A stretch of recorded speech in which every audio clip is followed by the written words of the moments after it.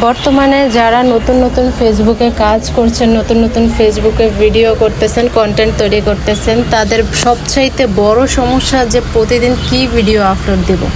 আসসালামু আলাইকুম, কেমন আছেন সবাই? আশা করি সবাই ভালো আছেন। আমিও আলহামদুলিল্লাহ আপনাদের সবার দোয়ায় অনেক অনেক ভালো আছি। চলে আসলাম আজকে নতুন আরেকটা ভিডিও নিয়ে। তা আমার পুরো ভিডিওটাই দেখবেন, আর যারা এখনও আমার পেজটা ফলো করেন নাই তারা একটা ফলো করে দিবেন, আর অবশ্যই ভিডিওতে একটা লাইক করে পাশে থাকবেন।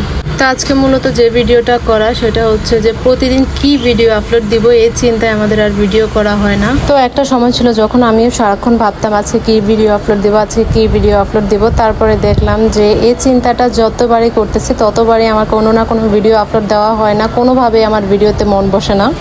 তারপর চিন্তা করলাম যে সকালবেলা ঘুম থেকে উঠে শুরু করি কত রকমের কাজ, কত কিছু। কেননা সেখান থেকে 10 সেকেন্ড 15 সেকেন্ড করে একটু করে ভিডিও করে আমি একটা 3-4 মিনিটের ভিডিও আপলোড করলেই তো হয়।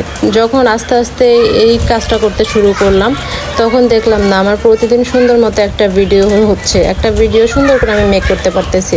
তো সবচাইতে বড় বিষয়টা হচ্ছে যে জিনিসটা আপনাদের খেয়াল রাখতে হবে, ভিডিওটা সুন্দর করে মেক করতে হবে আর ভিডিওতে ভালো মতন ভয়েস দিতে হবে। যদি আপনি আপনার অরিজিনাল ভয়েস দিয়ে ভিডিও বানান তাহলে কিন্তু দেখবেন আপনি খুব কম সময়ে আপনার সফলতা অর্জন করতে পারতেছেন। কারণ ফেসবুক এমন একটা প্ল্যাটফর্ম যেখানে অরিজিনাল ভয়েস ছাড়া আপনি যদি অন্য কোনো ভয়েস দিয়ে ভিডিও মেক করেন অনেক সময় এটা রুলস অ্যাগেনস্ট হতে পারে, আপনার কপিরাইট আসতে পারে, আর আপনার ফেসবুকের কোনো রকমের কোনো সহায়তা পাবেন না, আর কোনো রকম মনিটাইজেশনও পাবেন না। তো সেজন্য আপনাকে অবশ্যই অরিজিনাল ভয়েসে ভিডিও বানাতে হবে।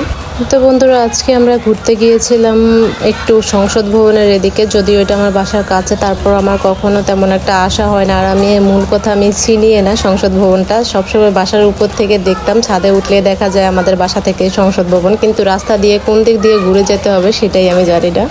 তো আজকের এই মজার মজার খাবারগুলো কার কোনটা পছন্দ অবশ্যই বলবেন।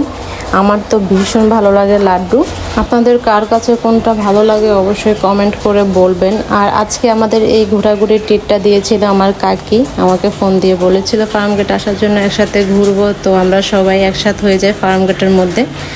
তো সেখান থেকে আমরা চলে যাই আয়েশাকে কিছু খেলনা কিনে দেওয়ার জন্য। আর মাশাআল্লাহ আমার মেয়েটা এত লক্ষ্মী, কোথাও বাইরে গেলে কোনো খাওয়ার জন্য কান্না করবে না, কোনো খেলনার জন্য কান্না করবে না, তারপরও নিজে থেকে মেয়েকে একটু খেলনা কিনে দেই।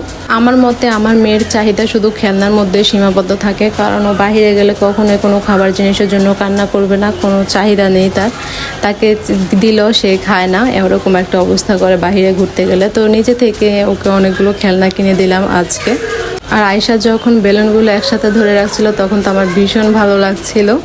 জীবন অনেক সুন্দর, তাই উপভোগ করতে শিখুন। আর এই উপভোগ করতে কিন্তু আপনাকে লাখ টাকার প্রয়োজন হয় না, আপনি 1000 টাকা দিয়েও অনেক সময় খুশি থাকতে পারেন।